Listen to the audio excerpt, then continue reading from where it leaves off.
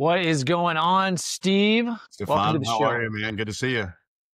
Good to be seen, man. I feel like I'm at that age now where I can start saying that and not have to worry about taking Centrum Silver yet. So, Right? Not yet. It comes quicker than you want. yeah, I know. Like I hit like 32 a few years ago and I just started being like, all right, so I guess yoga is going to be like a daily requirement now, just to keep up Yeah, some mobility. exactly. So, but definitely appreciate you being here, man. I love your story. I love what you're doing. I love the people that we're associated with when we go out to Arizona. So, very excited for this conversation here. So, for people that don't know who you are, if you wouldn't mind, man, just kicking us off with who you are, what you do, and how you help shape the world around us, and we'll just dive in. Yeah, I mean, it's been quite a journey. I'm a little bit older than you. I'm 61. So I think I mentioned to you before, I've had three different careers and started off as a financial planner for 28 years. And that was really my way of helping people with their college funding, retirement planning, and so on. But I had an opportunity in 2012 to jump into real estate. I've always wanted to be in there, and I got into home renovations.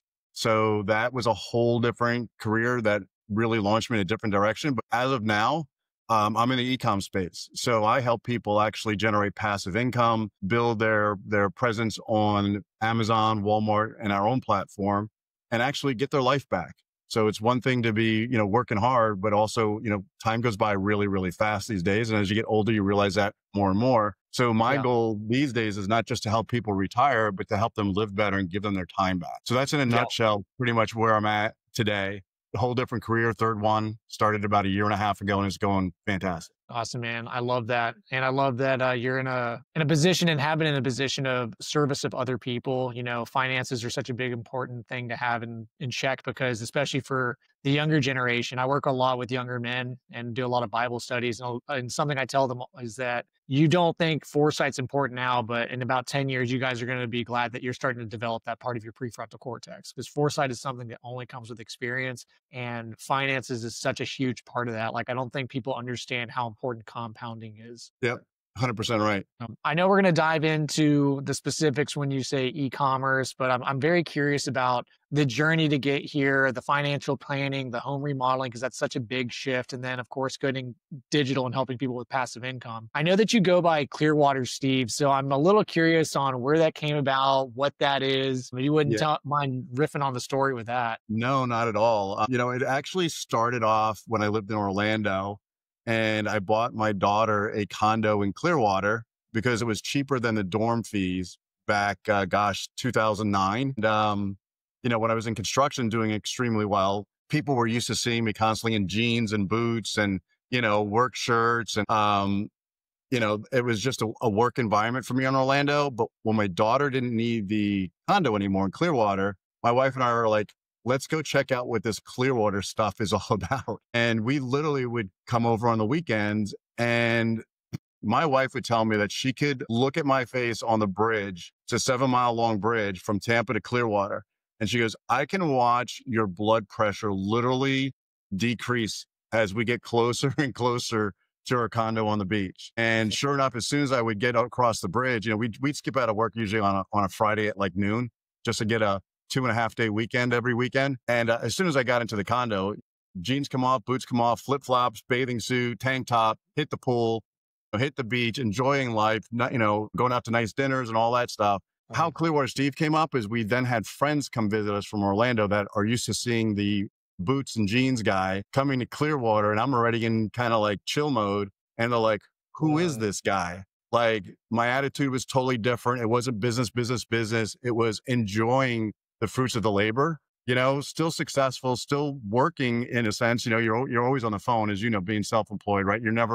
It's a lifestyle. It's not a job. It doesn't end at 5 o'clock. So it just became a nickname. Like my wife is like, that's the Clearwater version of Steve. So Clearwater Steve kind of stuck. And I've had friends make me like logos around it and just, trying to build even a brand around it, being successful, but still enjoying the beach life, which kind of brings me to my, the e-com stuff. I'm trying to help people make money, but still enjoy their life and still have the life to enjoy. So that's kind of where it came from. It was just kind of like a neat nickname. I've been known around the town as Clearwater Steve. So. It sounds like you just embraced your inner Jimmy Buffett. Exactly. Try to enjoy.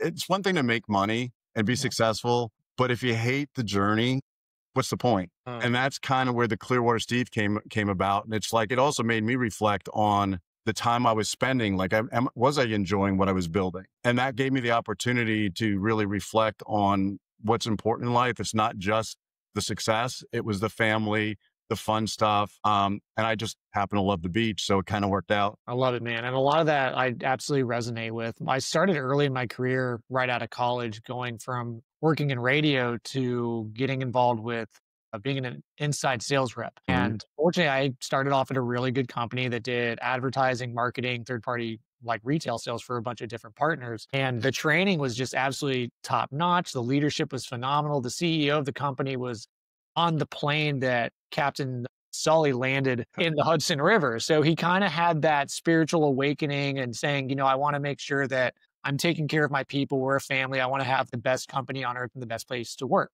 Sure. And so I stepped into that company and I was absolutely blown away. I thought I was going to be there for the next 30 years Mhm. just because that environment, that leadership, that development, the training was just out of this world. And it was very good money, more than I ever thought was going to be possible as a inside sales rep selling like satellite internet service or, Yeah, security systems. absolutely. But I got to that point myself where I was making really great money, but a lot of the core values that they were teaching, and they had their own version of TED Talks, Hmm. and they had all these speakers come through, and I was just missing a sense of fulfillment. And Sure. I felt the time passing by. I wasn't on the journey. I was just sitting at the bus stop watching other people drive by. But the clock was still ticking, and I had to leave. And it's been a very interesting decade afterwards of like different careers, all sales related, but different careers, different industries. Before finally this past year, really embodying, I'm so aligned, getting to communicate with other people and be of service to them, and like actually fostering relationships. I can't really describe how much connection means to me, Right. but that was such a missing component. Understand completely when you say two different personalities on who you get to be in one environment and how you bring them together, essentially. So, with where you're at right now and the e-commerce, I'm curious on the actual journey to get there because Mhm. you start off with financial planning, then you get into home remodeling, which is drastically different, and Yeah. then we switch over to e-commerce. I guess this was over the course of like 20, 30, maybe plus years. Probably pretty close to 40. Yeah.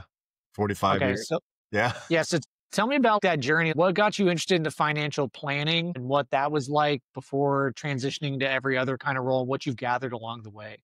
Financial planning, I have to be honest, I was young. I was like 21 years old when I got my Series 7 to be a stockbroker to start off. And it was all about money when I was a kid, but as it is for most of us when we're starting out, right? It's all about what am I going to do to make the most amount of money? And I did it because I wanted to be on Wall Street. I did it fairly well, but I never really enjoyed it. It was never a pure joy. I knew I was helping people change their lives and stuff like that, which was my goal. I was always wanting to help people. I think one of the questions you had asked me, when we met in Scottsdale was like, what version of me is there? And it's really the same version.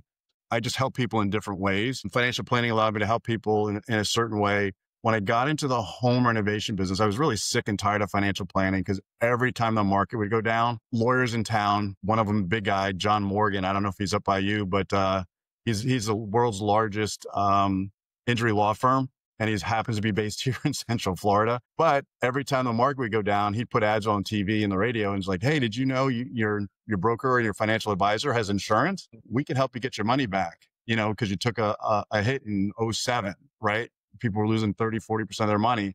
And I watched good, honest guys lose everything because a few clients bought into that ad and said, yeah, I didn't know I could lose money in the stock market. So let's go after the guy. Even though everything was done right, I watched good people get their entire career destroyed. And I never had a lawsuit against me, never had any issues, but I wanted to get out because of those downsides, the negativity. I just didn't like having a target on my back whenever the market went bad. After the market tanked in 08-ish, a whole new industry opened up in real estate. BlackRock was one of the first ones, which is where I started. They got a deal with the FDIC to buy foreclosed properties at 80% off, but they'd have to buy the entire bank portfolio. Well, some of these clients, these institutional investors, were my financial planning clients that I was gathering assets for them to manage. So I had a relationship of sorts there, but I don't know anything about renovation. So they had to basically buy these houses and renovate them and make them safe and rentable. And the deal was they had to rent them for 5 years in order to buy them at 80% off. The idea was to get all these houses out of the market and clean up the foreclosure market. They didn't want nicer foreclosures returned back to the market. So they had to keep them out of the market for 5 years. So I ended up getting an interview. And as luck would have it, the guy I interviewed with, his son was on my son's Pop Warner team.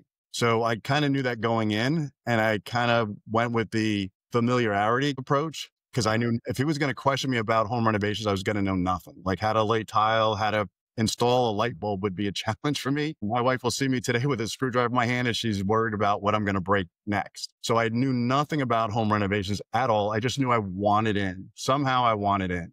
I just saw there was an opportunity there. So I launched my business in 2012, went for this interview, and I literally filled out a W-9 and gave the guy my email. And he's like, how many jobs can he handle? I said, just give me one.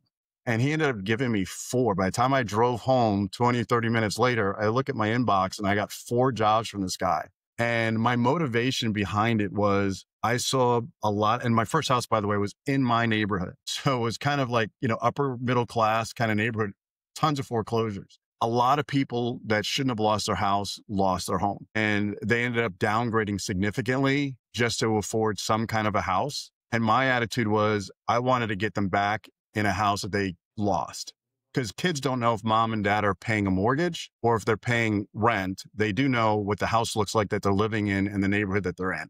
So that was my motivation to get started. I had no idea where it was going to go. You and I kind of talked a little bit about, how I got started and the challenges. I literally had to go through Home Depot. I had no crew. I didn't know how to manage crews. I just knew how to treat people. But I went through a lot of that with setting it up for the construction side. And then with the e-com side, it's the same kind of concepts. Real estate started drying up. Foreclosure market started dying off real early in 2023. And I got concerned that it was going to fade and disappear, which I started looking at franchise opportunity. I've always wanted to own a restaurant. And every time my wife and I would go out to eat, we'd ask to talk to the owner.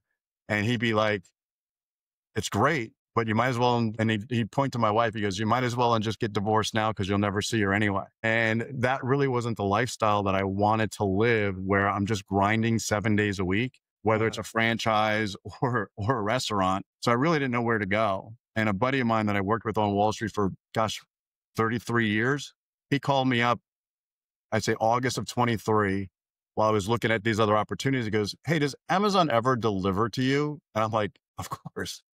Every day they're practically here. I gave my wife my username and password. So there's always stuff going on. There's always stuff being delivered. And if I ever end up missing, you'll know that I took away the password or changed the password on her. But we were kind of joking. He goes, did you ever think about what it's like to be on the other side of that package? And I had no idea what he was talking about, just like I had no idea about construction that I turned into a $9 million a year business. So I got in, the conversations, and the more and more I learned, it's like, this is a huge, huge opportunity, not just for me, but for other people. And I was like, can we offer this to the family, to friends and others? And we just started building a business, and we're up to 400 partners right now. So we started off with like 3 or 4 of us. And our founder, he made his first million at 19 with Amazon, and he's been doing it for 8 years now. So he knows it pretty darn well. And I would have no clue what to buy, what to sell. They do it all for you. It's all turnkey. And that's what I like, is I can invest, buy the inventory, but I don't have to sit here day to day trying to figure out what's going to sell on Amazon, what's TikTok promoting this month that's really going to, sell like crazy. They manage all that for you, and they do a great job doing it. So that's kind of the transition I made out of the real estate into the e-com, and why I'm in that market now. I'm a big fan of Dave Ramsey, and I'm always listening to the Ramsey show. And it's funny when you actually have like these 17, 18, 19-year-old kids calling in, and they're like, I'm trying to figure out how to steward this money. I'm making about $60,000 a month. Like, I'm doing drop shipping. I've got like this FBA academy and yada, Yeah, yada, yada. And I'm like, exactly. in what world? Like, when I was graduating high school, my top priority was I want to be a famous jazz saxophonist. That was where my priority was. I'm just going to go play music. But some of these guys, we got some smart cats out here. Smart cats and even younger kids out here are just absolutely slaying it. It really goes to show you that abundance is something that you can pull towards you. at a very young age if you just have the right mindset. You're totally right. It's funny because that was my one concern when I got into this was it was a lot of younger guys in their mid 20s. And I'm like, what do they know about business? And my friend's like, when you can't figure out your iPhone, do you give it to your son or do you give it to your dad to help you out? And I was like, huh. He goes, technology has changed and we need to change along with it and have the right team. So he was spot on. You know, they know this business and this arena an awful lot better than anybody in my age group. That's for sure. There's an old saying, it's not how well you answer the question, it's how well you pivot if you get it wrong. And that adaptation is such an important skill to have in life. And when you first left the financial planning world, started going into home renovations, that is hard labor. As someone who briefly worked with a builder supplying company, doing doors, windows, and everything in between on that material list, I mean, I know that schedules are important, deadlines are important, trying to find good help is important. So, what kind of mindset did you have stepping into that role? What those early day struggles were like? If you had a game plan, if you had to come up with it on the fly, because you built it up, you said, to a $9 million company. So, Yeah, um, exactly. I started off September of 2000 and I did something I promised my wife I never would do is I borrowed a little bit of money to start a business, a little bit being a Home Depot credit card of 2,500 bucks. That was my credit limit back then because I didn't have great credit back then. And just knew I wanted to get into this industry, into real estate somehow. I didn't want to be a real estate agent, but I wanted to get into it somehow. But like you said, it was hard labor. Not for me. It was all mental labor. I didn't do the work. Like I didn't do the flooring. I didn't do the roofing, but I hired guys that did. But I didn't know where to start. I just knew I wanted to start. So literally when I went home after that interview and I had these jobs in my inbox, I printed out the first job that was in my neighborhood and I went to Home Depot. And if you were in there, Stefano, if you were in there buying paint, I'd go, hey, can I bother you for a second? I got this job and I want to show you, how this works. And would you be interested in painting this house for me? And it was a no, it was a no, it was a no. And then I went to the tile aisle. It's like, let's just change gears. If you're buying tile, I got shot down and I guess I irritated enough of their customers that Home Depot came up to me and they asked me to leave. So I was like, I got to figure out how to do this house because I don't know how to lay tile. I don't know how to, change out light fixtures and water heaters and all that stuff. I got to figure it out. so you were just soliciting random people in the aisles, making the assumption like, hey, you're buying tile. Do you know how to lay it? Hey, you're looking at Exactly. paint. Do you Are know you how to looking paint the for wall? work? I've got a job. And the price points we were getting were so low. And these people were used to getting paid double from the boom that we had prior. I was just getting insulted, kind of laughed at. And I ended up in the parking lot and I'm like, okay, now what? And I started looking around and I saw trucks with phone numbers on. I'm like, let's start calling them. And I went right down the line and I've called all of them and, ended up seeing a minivan with a sign that said Robert's Painting. And I was like, might as well call that one. And sure enough, I call it. The guy's inside with his wife and kids. And we joke about it to this day. He didn't tell me at the time, but his wife was just inside complaining about the ugly sign on her van that never gets any phone calls. And as she's saying it, I'm calling from the parking lot. And he just came out with his wife and kids and he's like, I'll take whatever job you have. I'm like, but you haven't even, you got to look at it. Don't you want to see what the job is? He goes, "Sir, I just moved here from Panama. I have 1 month's rent in the bank and that's it. I will take whatever work you can give me." So I was like, okay, let's give it a shot. And we did. And he literally YouTubed some of the stuff because he was a painter. He figured out the rest. We turned in a job. I remember it was like a 17,000 and change size job. It wasn't a huge job, but we banged it out together. I mean, I was mowing the lawns and, helping him out with things that I could possibly help out with, but there was a broken window and neither one of us knew how to fix a crack, replace a window. So I hired a window company for $150 to replace the pane. Anyway, he came by the day after I paid him with his family all dressed up. And he goes, faith, family, and honesty is what I live by. And he goes, you forgot you did the window, but you paid me for it.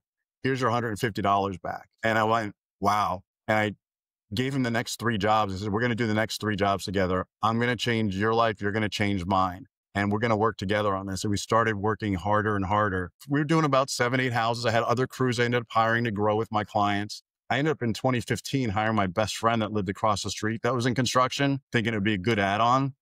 It really wasn't. In January of 2017, I had to let him go because his goals were to make like 75 grand, 80 grand a year. That's all he wanted to do. And I wanted to grow. But every time I'd work I'd be up till 8 o'clock at night trying to find new business and new clients, and he's home at 4 in the afternoon making dinner for his family. I had different goals. So I basically sold him off my Florida division, and my client let me go to Atlanta. Atlanta was and still is the biggest rental market, I think, on the planet. I went from doing 7 or 8 jobs a month to 30 to 40.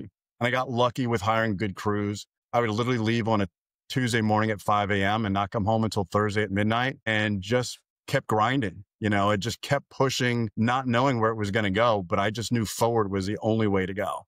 So I didn't know what it could become. You and I talked about income and stuff like that and where it was going. And, that was some of the stuff we had chatted about, but it turned my life around by changing gears and just focusing on just every day being a little bit farther down the pipeline and not ever giving up and just trying to do better. And also along that way was to treat from day one with every job, but this one particularly, treat everybody with the respect that they deserve. And I think that's one thing that made me successful. I never really had people quit on me. I fired a few people, but I never really had crews leave me because I paid them very well. The industry takes usually 30% of the profit. I do 15.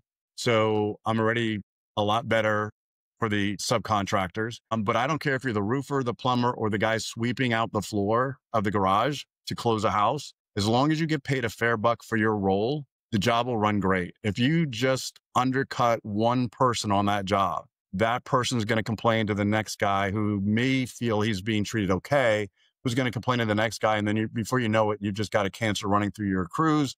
And it just doesn't.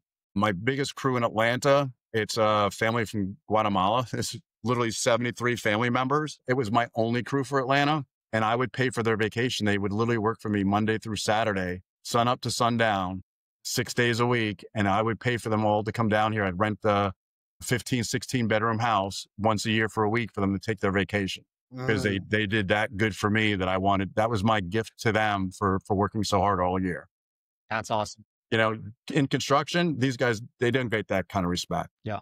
Yeah. That's such an important thing that you're hitting on when it comes to your team itself, the culture embedding in a company, taking care of people and doing it the right way. And I was curious because it sounds like a lot of synchronicities kind of helped you out in those early days, leaving Home Depot, finding Robert in the painting service. It's just so funny how, divinity works like that and just puts the right people in the right situations at the right time right in front of you. And you just effortlessly have to walk through the door essentially. But when it comes to people itself, because I know that you've scaled this up and got it big. Have you tried to keep as many of the same people on your team and just reuse them over and over again? You've had to fire some people for one reason or another, but do you typically always try to keep the same crew because you have that relationship, that trust, that accountability?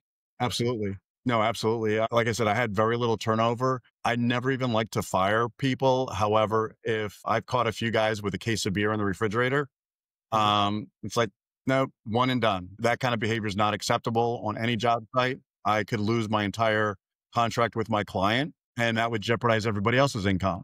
So those are the kind of situations where I would not allow somebody to continue working for me, but I never really had people just blatantly leave because I think I took really good care of them. But, I had no idea, how I was doing even when I first went to Atlanta. It was in January of 2017. My mom actually was my bookkeeper.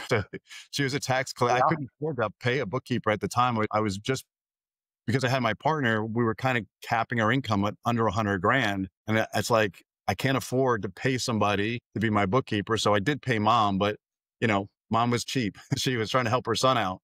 And I remember calling her in September of 2017, the first 9 months into Atlanta. And I was just probably working 65, 75 hours a week. I was exhausted with the traveling. And I just remember calling her from the hotel one night after dinner and going, am I making money? Mom is I know you check payroll with me every week and we have enough money in the bank to make payroll, but I haven't really taken a check other than paying for my airfare and hotels. And how am I doing? And my mom just laughed. She goes, you've already made $375,000 this year, your first year alone. And I'm like, you're kidding. I literally didn't look at the money. Yeah. I looked at helping people get back into their houses, giving people a job opportunity, putting food on their table. And all of a sudden I realized from my mom, it's like how much money I was really making. Then, we started setting different goals and it's like, oh, wow, I think I can afford to expand. I can afford to actually hire somebody in Atlanta and not have to travel all the time and be away from my family. So things quickly started changing when I realized the opportunity, how big the opportunity was. And I just kept moving the goalposts farther and farther and just kept chasing it, you know? Yeah, and it sounds like you did it the right way. I'm a big spiritual guy. I believe in Christ, I believe in God, and I think that you look around, if you pay attention, you can see perfect examples of scripture. You seek first the kingdom of God, and everything else will be handed to you. And if you're taking care of people, you're trying to do the right thing, you're trying to live in integrity and be honest. Hmm. Living in that state of abundance, abundance flows back to you. And I've heard you say before that, no amount of money is like worth your reputation, and you're wanting to take care of people, and you're wanting to take care of the world, and be a Hmm. service to your family and to your community. And you've said it yourself, you've wanted to give people a home, a Hmm. house that, is stable and looks good because the Yep, kids identify that. exactly. Where does that conviction come from? Like, was that something that you've always had? Did that come in later in life? Did that come through the transition of those early day struggles? Think it started, and I know we briefly had a conversation about a back disease that I have. It's a degenerative disc disease that started when I was 14. So when I was first hospitalized at 14, they didn't know what I had. And when they figured it out, they're like, you'll never have a strong back. You'll never be able to like play football and all this other, and you're going to just be miserable. And I was like, quite frankly, I was like, screw you. Who are you to tell me what I can and cannot do? So I literally ended up, first of all, I was homeschooled for a year because I couldn't even get out of a bed. Um, the second year, I had to wear a titanium brace that went from my hips to my collarbone just to keep me upright so I could sit up. Yeah. And homeschooling today is a big thing. But when I was 14, a long time ago, that was like unheard of. Like people didn't homeschool their kids back then. And then when I went to school, it was really tough too because I had missed so much time. But people telling me I couldn't do something, I had to prove them wrong. So after like 3 years, I ended up at 16 and a half working in a grocery store warehouse, unloading trucks because the doctor said I'll never be strong enough to be able to lift like more than 20, 30 pounds. And, I'm unloading trucks all day, filling the warehouses. I had to prove them wrong. I did the same thing with my dad when my dad made a record when he was 18 years old. And I was like, I want to be a rock star when I was 16 years old. And, I wanted to be the next Kiss, that was a big band back when I was a kid. And Yeah. actually, they still kind of are halfway today. But I started playing his guitar. And back then, we didn't have the internet. So if you couldn't read music, you were kind of out of luck. So Mhm. I don't have an ear for it like my dad. And I remember my dad walking in my room, listening to me kind of try to practice. And he goes, you might as well just give me my guitar back because you're never going to learn how to play. And I was like, hang on a minute. And I said, just give me some more time. And I dedicated my time towards really learning, getting lessons. And I got a lot better than him. And that's all that mattered. Tell me I can, and I'm going to do it twice, take pictures and send them to you for Christmas. That was my attitude. And I think it just started young where people told me I couldn't do something. I just had this inner like desire to prove somebody wrong that I can do it. And I'm going to show you that I can do it. I'm going to do it really, really well. So I think that's where it kind of started. It definitely started when I was much younger, and it just carried me through everything now. Like the challenge is like, who goes into real estate with no experience? Like home renovation, real estate. Like who does that? It's like, I just always wanted to get in somehow. And I just saw an opportunity to help people. And that's what I went with. Yeah. You definitely have to have that really embodied to your core of I'm going to go for it, and I'm going to figure it out. Like that conviction is planted in there. Like I will figure out a way to do it because it's so, I don't want to say dangerous, but it's not common to leave the safety of a job, and Hmm. say I'm going to go and do a different job, let alone a completely different career that I know nothing about, and figure Right. it out. You've done it like 3 times over already. And it's a testament to you at such a young age because the things that drastically shape our life are going to be based on what we focus on and the meaning that we attach to that focus. And if you're having somebody sit there saying, you can't do this, it's very easy, especially nowadays because victim culture is so rampant in the society that we have, Hmm. to sit there and say, like, yeah, I guess you're right. I guess, yeah, I can't announce that. I can't announce that versus sitting there saying, like, no, I'm going to prove you wrong. And Yeah, then having that hunger and that drive for it. absolutely. And when you said you're missing school, like, was this just due to the health itself? Was it you were always having to go to the doctor? It Was was it it was the level of pain that I was in. I couldn't move. Like for me to take a shower would back then we didn't have walk-in showers either. We had the tub to step over. Yeah. It was excruciatingly painful for me to even be able to get into a bathtub to shower. Yeah. So those are the things that really had just a really rough impact on me. I mean, I got teased a lot when I ended up going back to school because I didn't shower like every day. So my hair might have been a little greasy. And I remember hearing like girls snicker. And then of course, with this big giant brace on, I got picked on a lot, so it was just mostly just a pain factor. And that's Mm. just something I've dealt with my entire life. I've had 3 back surgeries now, neck surgery. I'm due for another one because my discs just deteriorate and I end up with bone on bone, which is what I'm dealing with right now in my neck. I've had cages put in my lower back. It's been lifelong, since I was 14, and you just learn to deal with it. Is it because I was trying to figure out earlier, like I assumed it was just like the disc itself, like, I mean, obviously degenerating, but if it Yeah. was like eliminating like that cushion and impact on there. So were you like primarily, were you just laying in bed? Was like there any Yeah. position that did provide a sense of relief? I wish there was. Even to this day, laying down is not my family always has told me, like, when are you going to slow down? When I slow down, what happens is the pain that I'm distracting myself from by keeping busy comes to surface. Mm. So my worst time is at night when I go to bed, because now I'm trying to go to sleep, but the pain is coming to the front of my mind. It's a constant, never ends. The surgeries help, but they never eliminate it. And then there's a saying, and once you have back surgery, you'll be back for more. And it's Yeah. true because you're offsetting, areas of your back, and, it just causes other issues. But it's always been a pain issue. I mean, that's why I was homeschooled. I literally couldn't walk. I mean, just to go up 3, 4, 5 stairs was 15, 20 minutes. It was just start sweating in pain. It was just, I wish that on nobody. It was really rough as a kid. Yeah. I feel that, man. I hate that for you. I know how important the back is. I had an accident years ago where I fell off of a 30-foot balcony and I broke my neck and I broke both my wrists at the same Wow. time. And it was just crazy to sit there and say, what are my limitations going to be? And being held up in a bed for Hmm. like 3 months, like, oh my gosh. So Hmm. it's wild how the craziest things can put you out of submission and really put things in perspective of like, well, I want to focus and have like a healthy body and be able to operate. So Yeah.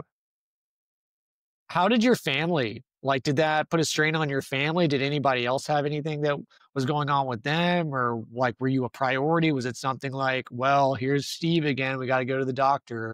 Back when I was a kid, it was definitely an issue. My dad, well, he was the 157th PA, physician's assistant, to ever get licensed in the country. So I remember, seeing him at 8 years old, coming home from the train in Staten Island from medical school. And he was literally taking English because he moved here from Germany. He was taking English classes to learn English while he was taking classes to become a physician's assistant. Uh, So, that also gave me some good, characteristics to follow as well, right? Determination and work for what you want. But my mom, I do remember her crying an awful lot, like thinking she was in the bedroom and I couldn't hear her, like not knowing how to help me because I was in constant pain. I was the one usually crying, like I couldn't really even sit up to eat. It was difficult. So the family back then, being my mom and dad, yeah, it was hard. Dad went to work, and mom was stuck home with me, for over a year trying to take care of me, and she really didn't know how to be a doctor or how to get her son out of pain. I mean, um, I can't imagine my kids going through that and how frustrating that would be, that I would be helpless and not be able to take that burden from them. So I know it was challenging, particularly for my mom. Nowadays, I've been married 35 years. We just celebrated our 35th anniversary last month. So Congrats. thank you. My wife's seen a lot with my back issues. I've been through just about every pain med you can think of. And then the surgeries came up because 2011, I think it was, they upped me from oxycodone to morphine. And I did 1 dose of morphine and it was like, I will never function normally. This will be a lifestyle. I couldn't understand why people get addicted to pain meds. It's like, I don't really get the buzz that everybody says they get off of the oxy. It's like, I get a little numbness in my pain where I can tolerate it. But the morphine was like, wow, okay, I got rid of it that day. And I looked for alternatives. And that's when I started within less than a year looking at back surgery. And I haven't been on pain meds since, but the pain is still pretty significant. But she actually has, she's helped me through all that. She can see what I go through every day. I can barely tie my shoes. I wear a lot of slip-on shoes, so reaching my feet, it's not just difficult, it's very painful to just try to do that, and she's gone to the doctor. So she's seen the x-rays, the MRIs, and, I think those were eye opening for her. There's no test that shows a pain level, right? We can see our sugar levels and, red blood cell count, white blood cell count, but you can't measure pain. So there's been times where my pain has been so bad. In fact, recently we were in Vegas coming back, and from Vegas, we had to stop in Phoenix, which was only like an hour and 20-minute flight. We had one layover. My pain was so bad that day that when we got to the plane, I was like, I don't know if I'm going to make it. Like the whole hour and 20-minute plane ride, I'm like, I'm probably just going to go straight to the ER when we land. And knowing though, past history has told me that when I've done that, they don't do anything for you because there's no way they can measure pain. They think you're some drug addict just stopping in to get some meds, and they literally just keep you either overnight, send you home, whatever. They don't really treat you. So I was like, okay, I'm going to white knuckle it. I'll get on the next flight. And as soon as we landed, my wife was smart enough. She went right up to the first store and she grabbed a couple plastic bags from them. As soon as she gave them to me, I was literally sweating in pain, but I also started vomiting. I was in so much pain. I was literally physically ill. It was that bad. And then we had like a 4-hour flight from Phoenix back to Tampa. And I was in the fetal position the whole time. Parts of it, I was even crying. Like I was up against the window, fetal position, just bawling. If there was a window I could jump out of, I would have probably considered it. And then the next day it was back to the normal pain level. So something set me off that day. Maybe I just sat too long, turned the wrong way, but something was off that day. So, but you just keep moving forward. What other options are there? Yeah. And it's a testament to the relationship that you have to have her for 35 years and to have her see you with this medical condition Hmm. struggles. Yeah. Just the journey of just being in pain and what you've tried to create and what you have created relentlessly and having her as a partner. Like, how has she really played that role in your entrepreneurial success and with raising a family as well? Like Well, having that you partnership. mentioned earlier, like, how did family impact it? The reason why I was able to be an entrepreneur is because my wife is the rock of the family. She's the steady. She's always been corporate America. She's always had the family benefits, the steady paycheck, and we'd always joke that we'd either have rice this month or lobster. So depending on how my business did, would determine how the next month, how we eat. Sometimes we go 3 months on rice and then 3 months on lobster, so it all depended, but she was always the steady, which gave me the ability to chase the entrepreneurial stuff I did. That's awesome, man. That's awesome. How did you guys plan that out? Since she was doing a different job, you guys were raising a family, you're focusing on a different job. How did you set those short-term and long-term goals, maybe financially or within the home or what you wanted to provide for each other and for your children? I think her goal, honestly, was to be the stability for for the family, to make sure that we were taken care of, for medical benefits and just a steady paycheck so we could always make the mortgage payment. My dream, I mean, I adore my wife. I adore my family. We have, great kids. I always wanted to give them anything they dreamed of. That Mhm. was kind of like my goal. Like, how do we just live a better life and just constantly improve? And we're kind of yin and yang. When one of us is having a bad day, the other one's like picking up the slack and vice versa. Mhm. So it's just always naturally flowed with us. We started off really as best friends. I mean, that's how we started off, which was a great way to start a relationship. And we worked at the same bank together. So when I was doing financial planning, I was a stockbroker at a bank, and she was a new account rep opening up checking accounts and CDs for people. I was terrible at asking girls out. So she ended up actually asking me out because I No way. was bombing it every time. I would ask her boss, like, who's the Chinese girl? And she goes, Chinese girl? We don't have any Chinese girls. My wife's from Guam. So up in New York where we met, you know, the only people I saw that looked like her were at the Chinese takeout store, so I didn't know. I was young too. I was 20 something years old, but I met her when she was 20. And, I couldn't ask her out the right way and it never worked. And then one day she just took a little sticky note and dropped it on my desk and it said, how about a drink? Back when we didn't have computers, I had this thing called a Franklin Day Planner, which is Mhm. probably something you may or may not know about, but it's just an old paper Oh, calendar right, that the little book, right? has a whole book on how to do your to-do list. And it's like, it was so outdated. But anyway, to this day, I have that page on that day and the sticky note she stuck on that page. I still have it 37 years later because we've been married 35 together, 37. Oh, wow, that's So ridiculously cute. So, she's the one that asked me out. I'll stick by that. And I definitely, worked my way up. So she's way out of my league, but I'm blessed to have her in my life. That's awesome, man. I love hearing those kind of stories, and like I said, that's just really cute, man. Was she a big encourage like, when you were making these shifts from, like, entering remodeling and then doing it again in e-commerce, and we'll jump into that too here in a Yeah. moment. Like, was she a big supporter for that? Was she like, "Well, hang on, Steve. Hold up, Clearwater. Yeah. Let's think about this first," you know? Where was she at with I think early on it was letting me do my own thing because she was providing the stability. Um, And then she did really well with her career. She just grew her business into a great career in different companies. She spent almost 20 years with AT&T, and then a couple of those clients picked her off, and she went with them for a while. But she's always been supportive. As crazy as my ideas are, she'll tell me, "You're crazy. There's no way you're going to be able to do that. But let's give it a shot. If you really believe in it, let's give it a shot." That actually happened with the construction business because I knew nothing about it. It's like, how are you going to make money with something you don't know anything about? It's like, we just got to move forward and try. So, like I said, she's always been the rock and the steady. So I've always been the crazy one that goes out there and tries things that, you never know. And there's been a few little ventures here and there that were short lived, but my 3 careers they've always worked out. I don't start something and not finish it. So she deferred to your leadership on it. She's like, I trust you. Like, you'll figure it out. Not everything has always worked out, it sounds like, but the main ones that were like, oh, we've got something here. Like she put absolute trust in you with it. Yeah, and the construction business changed our family's trajectory, to be honest with you. And we kind of chatted about like income goals and where I started. And like I said, when I was a financial planner, I should have been making more than 100 grand a year. I never did Yeah. as a financial advisor. I always try to do the right thing. I could never sell the high commission products and all that stuff. So the construction side, the home renovation, changed our family's life.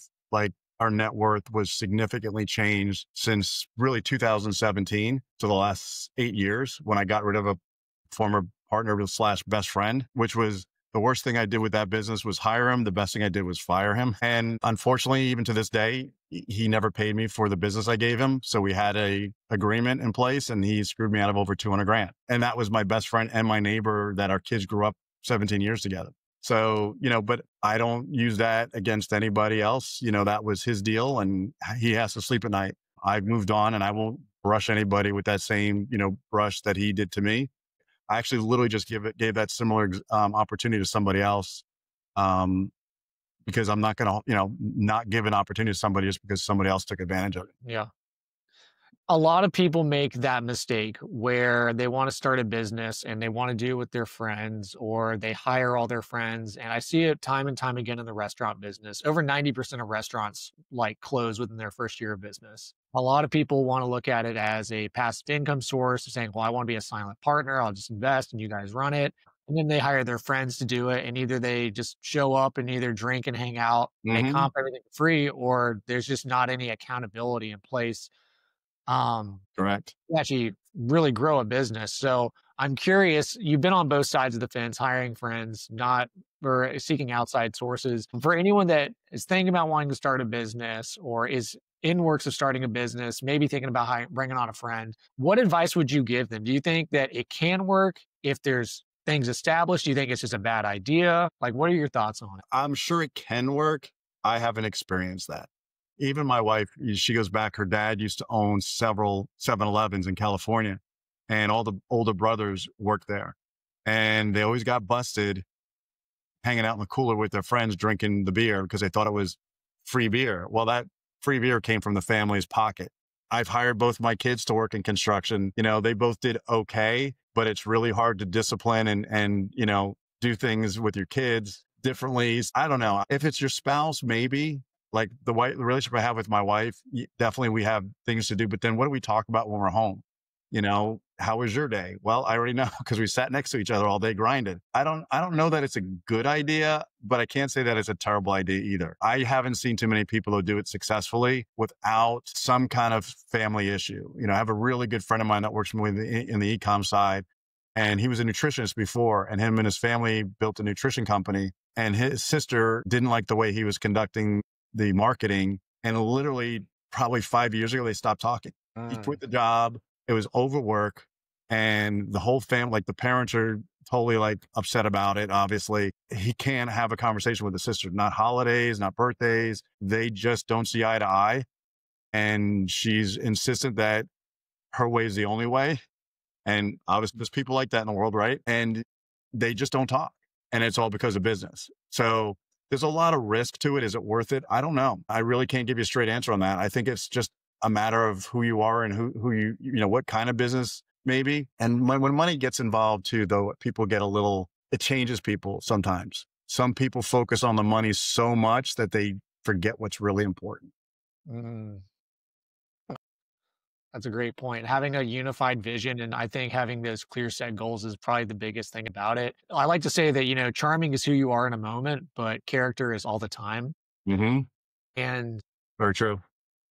that's what you have to bring to the table. Like you have to know somebody's character if you have a intimate relationship with them and you're like, okay, let's build this together. You know whether or not it's going to work or not. Mm-hmm. And I think a lot of people just assume, yeah, we vibe really well. We have a good time. We talk, we joke. But because of that, they give too much leash and there's too much, it's too vague. There's too much like open opportunity for things to not get done and slip through the cracks. Yep. And it's hard to have accountability at that point because you then are starting to walk on eggshells saying, if I want to start hounding on this now or establishing this now, like it can ruin the friendship or it can ruin the relationship or whatever. Yeah. I think before anybody starts that kind of a relationship of working together, they need to have that question you just brought up. If something goes south, am I okay losing this friendship, this family member's relationship? I don't really think the answer is going to be yes in too many cases. So it's probably not worth going down that rabbit hole. Yeah, I'd agree with that. I want to briefly dive into goal setting, how you view goals, how you establish them and have crushed them. Again, $9 million business is phenomenal. Mm-hmm. And then we'll jump into the e-commerce because I would definitely want to spend some time talking about what you're currently doing. So let's explore some goal setting. Yeah. One of the things you had asked me before was like, I had a goal of making 100 grand a year, Mm, but what about the guy that's maybe too far? I was going from 80, 75, 80-ish, looking at a goal of 100. And when I hit the 100 with that phone call with my mom, right? Telling me I made 375 in my first 9 months in another state. I literally went from a goal of 100 going, wow, that wasn't as hard as I thought, to 250 to 350 to 550. And then I set a goal of 750. That was in 2022. And I missed 700 grand by less than $1,000. And right. that's about when the market turns. When I'm setting goals, they're past where I am today, but not so far down the road. Like I had no idea I could have done what I did in this business, in the construction business. I didn't know it was possible. I was, for my client being nationwide in 18 states, I was the largest producer they've ever had.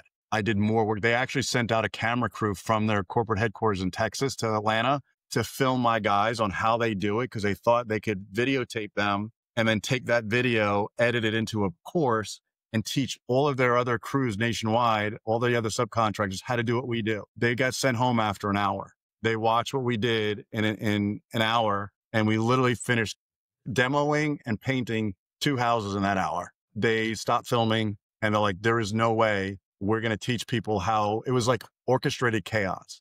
Probably 15 to 20 people on a house. And we literally sat there, and the head contractor that I have on the job is from Guatemala. He would be like, he'd have his family in a circle. He'd feed them all breakfast. And then everybody knew what their job was. And when he clapped his hands and said, it's go time, the women knew how to wipe down the baseboards, the doors, and all the, intricacies of the door and get all the dust off of it.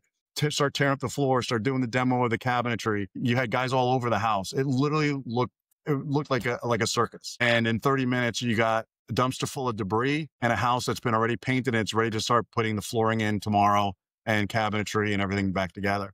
And they'd send the camera crew home. But I had no idea that I could grow it to where I did. I hate to say lucky because it's really hard work. It's funny how the hardest working people in the world are some of the luckiest. I just worked my tail off. I worked hard and I never said no. So when my clients are like, can you do foundation work? I'd just say naturally, yes, of course I can. And then as soon as I turn around, I'm like on the internet going, how to do this and who do I hire? And, what kind of contractor do I need for that? And I'm just smiling, dialing all day until I get the right guy at the right price to meet what my client needs. So I don't know if that's a good characteristic to never say no or not, but I figure it out. So I always set my goals a little bit farther down the road than I think is possible. But if I did, it would be great. So Yeah.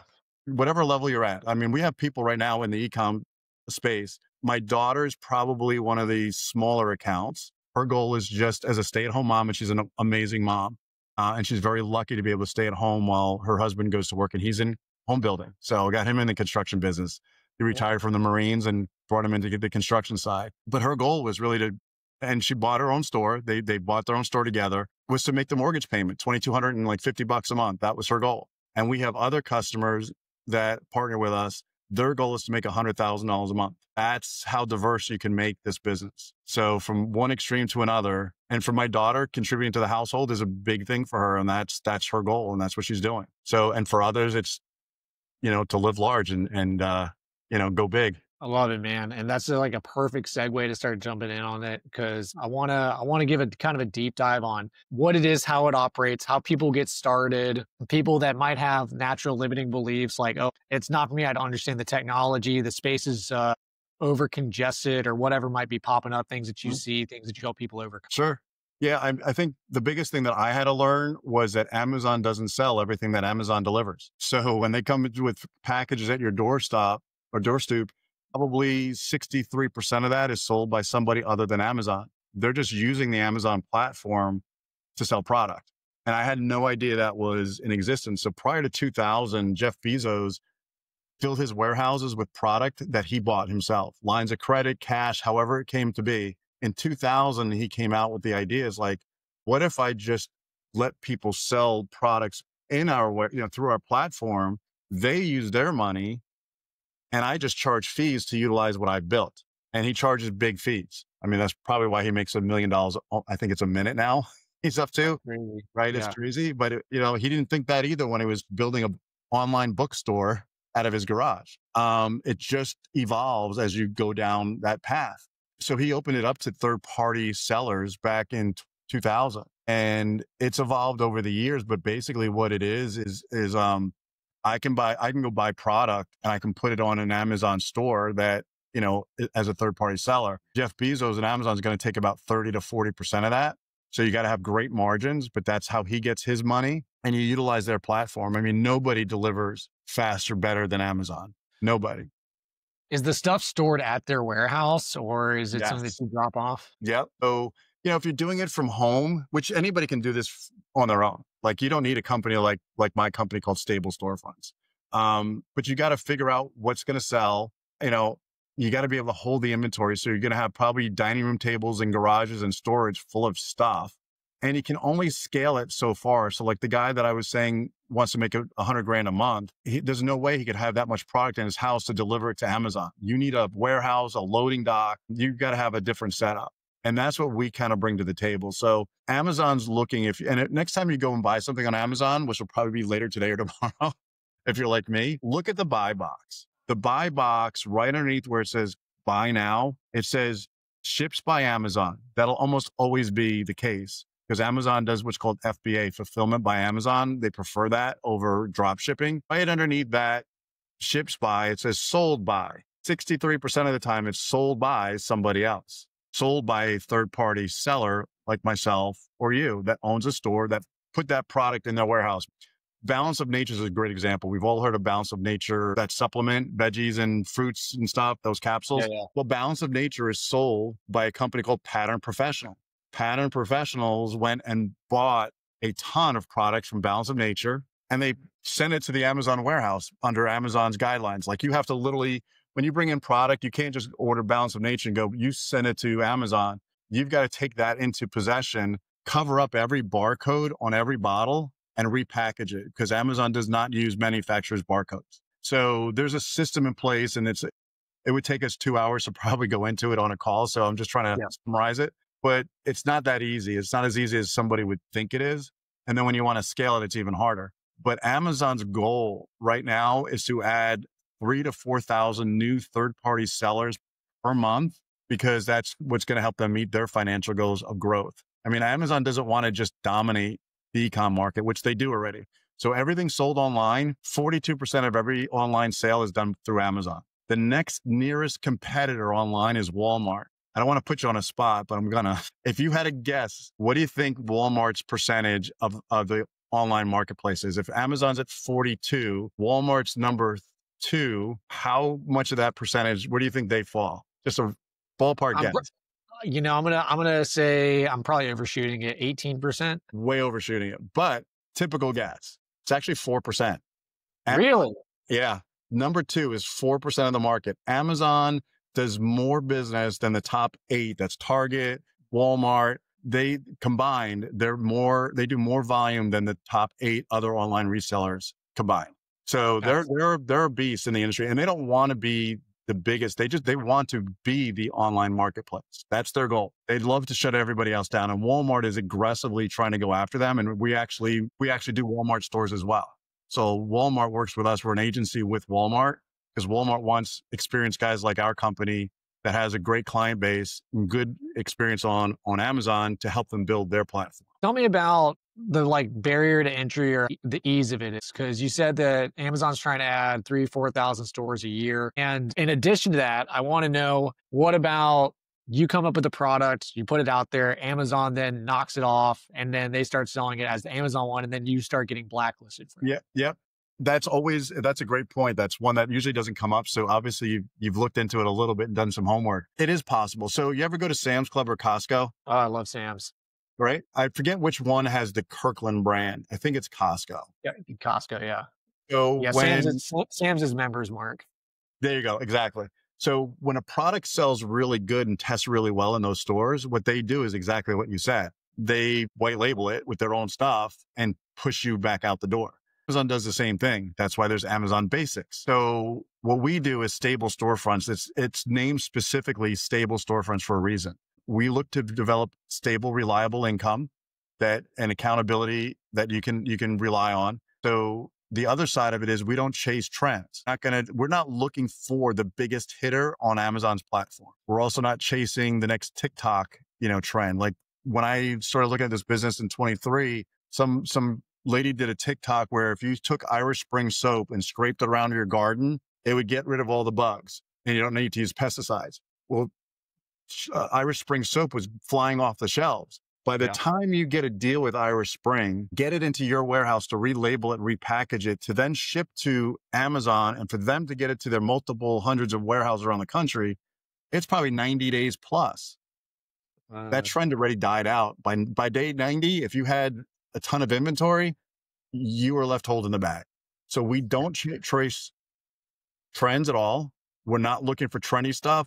And we're not looking for the super high volume stuff. We're looking for the steady Freddies. We're looking for the things, consumables is a big thing that we're doing. So a lot of like gourmet foods, seasonings, TV mixes, stuff that sells very well, a lot of subscribe and save stuff, your toothpaste, the things that sell really well in any economy. You're still going to brush your teeth if the economy goes terrible. The other reason is we don't want products that have high returns. So as I mentioned, one of our founders, he's a young guy. He made his first million at 19 with Amazon. He also learned a lot of lessons. One of them was don't sell Nike shoes. Like he literally was buying back then, like you could get liquidation pallets of Nike shoes and he was buying cleats and he'd find out during football season, he'd sell a ton of them. And on day 28 or 29, these muddy cleats that were abused were returned. And the reason was they didn't fit. And per Amazon's policy, you have no choice but to take them back. So he's like, nope, never again. High return products, we avoid completely. We look for either zero return opportunities or very low return opportunities. Yeah. It sounds like something consumable, like something either edible or something that nutrition implementations, things of that nature. That's a lot of what we do. Repeat buyers, again, no trends, nothing crazy, steady, stable income, steady, stable business. That's what we're building. Well, give me like I don't want to say the pitch, but give me like the breakdown. Imagine like, here I am, Steve, calling you. I'm interested in it. I don't know what I'd want to sell. I've got some money to make an investment and get started on the ground. What would be the ins and outs and like the guidance to get started in this? Well, I'll give you a quick idea. So like this week, there's a franchise trade show coming up here in Tampa. So I've done a couple of them and there's a lot of people that, they're going there like I did looking for a business opportunity. So I'm very relatable there because I looked at the same thing. If I had met you in an environment like that, I'll use Smoothie King as an example because they never show up to these trade shows. They don't need to. But Yeah. to own a Smoothie King operation or any franchise that are at these trade shows, Smoothie King, for an example, it's about $1 million to $1.2 million to open up your doors. That's the franchise fee, which isn't much, but by the time you do your build outs, your advertising, you've got staff to hire, you've got insurance and all that headache. The average Smoothie King franchise owner, after spending over $1 million, makes 75 grand a year. And do you think they work that business? They probably work 70 hours a week building it, right? Because at the beginning, you really can't afford to. And the break even's 7, 8 years out. So you're going to work your tail off. You're going to spend over $1 million to make 75 grand a year and have employees and everything else. And oh, by the way, if you want to make more than 75 grand, the top 10% make about 100. If you want to make more than 100 grand, what do you got to do? Spend another $1 million and open up another location. What we do, and I tell people at the trade show, it's like, you can still do that. If you want to grind and do that kind of work, do that. But here's what I'd like you to consider. With us, it's $40,000 to buy a store. You get an Amazon and a Walmart store for that. And then you buy your inventory. And we're going to help source and select all that inventory on your behalf. You're just going to give us a thumbs up and say, I'm in, or yeah, I'm not that interested in that. We operate everything from that point forward. So imagine that same franchise with Smoothie King that you could buy for less than 100 grand, and we're going to operate that business on your behalf. We'll take care of the employees. We'll take care of the contractors to build it out. We'll take care of making sure the stuff is ordered to keep your shelves full, to make sure things get sold and that you have money coming in and profits going in your pocket. That's what we do in the e-com space. Similar example I could give you is like rental property. Same thing. You're the capital investor. You buy the house and we're going to be the property manager for you. We're going to make sure the property is maintained. There's no trash in the yard. The lawn gets cut. Your tenants are vetted. They pay the rent on time. And then we're going to get a small fee for that, for managing the business. We do that in the e-com space. That's where that whole too good to be true kind of statement came out when we talked the first time. A lot of people think it's too good to be true, but it literally is. That's how we operate our business. Yeah. Because I know a lot of people hear something there, it's almost like it's done for you. And it's like, all right, cool. Well, I'm putting up money up front. Then you're also getting a fee. Like, where does it all come into play? Is it eventually something that gets passed off to me and I'm overseeing how much do I have like a say in it? Right. But I think when you have someone that's saying like, here, I'll do literally like all the work. I just need like the capital to get started for you. Like, yeah. And a lot of people like, well, why don't you just do it yourself? Well, the real reason is we do it ourselves. All of our employees, we all have our own stores, including our founders. That's how they started. But Amazon limits how many people can have. Like, I can only have one store. So it's one store per household. So my wife and I can't have separate stores under the same roof. So we can't live in the same house and each have a store. Now, for me, it's kind of tough for my kids to get a store because there's only 20 people in the United States with my last name. So it's not hard for Amazon to kind of figure out how we're related, and they will find out eventually. But there's limitations on how much storage space Amazon's going to give you. It's not company driven; it's individual driven, so it's per individual, and there is a limit to how high you can grow. We do have a business partner, or I should say, a business consultant that we work with in New Jersey. She's been with Amazon 2 years after Jeff Bezos. 2002, she started. She's doing like 60, 80 million a year. But she started at the very, very beginning. You can't scale like that anymore. Not to that level. You can do 100 grand a month profit, but not 67 to $80 million a year. So it's definitely the why we don't do it ourselves is because if you have 10 grand a month to go buy Balance of Nature and we get 100 other clients and we all have 10 grand a month because we love the product, we can now go to Balance of Nature with $1 million a month to spend. We're going to get a heck of a better deal at $1 million a month versus you doing it by yourself out of your garage with 10 grand a month.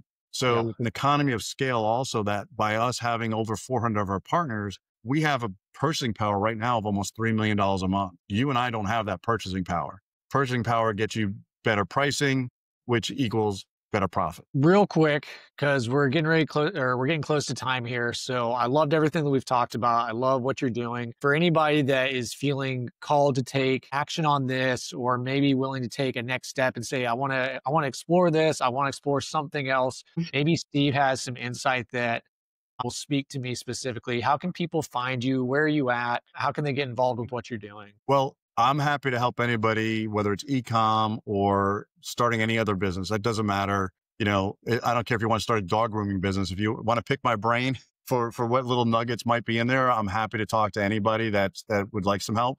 But easy thing to do, my cell 407-585-7574. Go by Clearwater Steve on YouTube and also Instagram. So you can easily find me on Clearwater Steve and also Steve at stablestorefronts.com.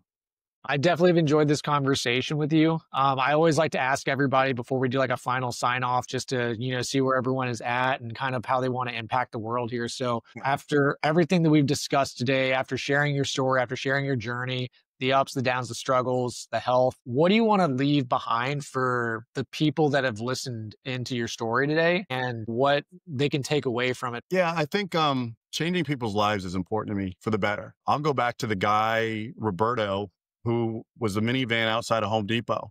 That guy had 30 days, 1 month's rent left in his pocket. Today, we're best friends. He owns a farm in Central Florida and he owns 3 penthouses back home in Panama that he travels back and forth to. So for me, him and my crew in Atlanta, I've changed their lives and they've changed mine, all for the better. With my stable storefronts business, what I'm trying to leave behind for my kids is something that's positive, that this business can be handed down generationally and they don't have to know about the business. They don't have to understand what it is. They just have to oversee it and approve what dad's already built and mom's already built. So I think leaving a legacy in that sense is important. Try to, every person I meet, I try to make it a positive, situation. And, there's a few phrases or slogans that recently came out that I heard. It's like, what you're not changing, you're choosing. So if you're not in the spot you want to be, if you don't get off your butt and change it, you're choosing to be where you're at. I mean, that's something that really changed my mindset. And people will forget what you say, but they'll never forget how you made them feel. And I think that's super important in day to day is how you treat people, how you make them feel. You never know who's having a bad day. Just something as simple as just smiling at somebody and saying good morning could really change somebody's trajectory for that day. So it's just being kind and being just a good person. That's all I want to leave behind. I mean, everything else is just money and stuff. As you get older, it really doesn't matter. Yeah, things you can't take with you. No, no, not at all. But the important stuff is how you impact somebody's life, and somebody will. Yeah, I had a contractor actually reach out to me about a year ago, and I haven't seen him for 6, 7 years.